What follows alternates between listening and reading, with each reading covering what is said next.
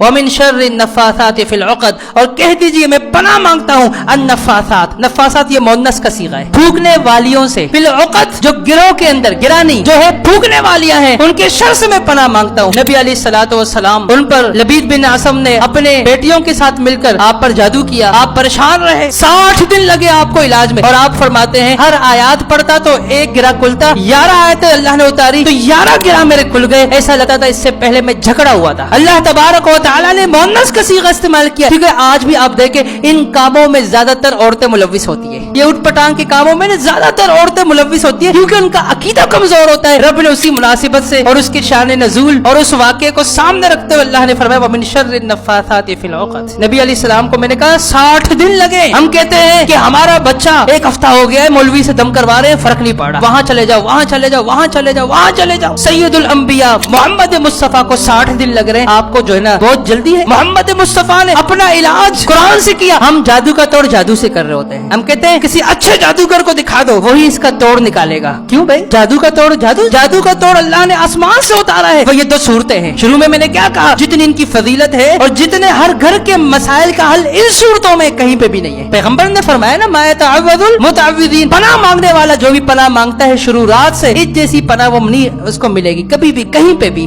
یہ جو دو صورتوں کے اندر موجود ہے۔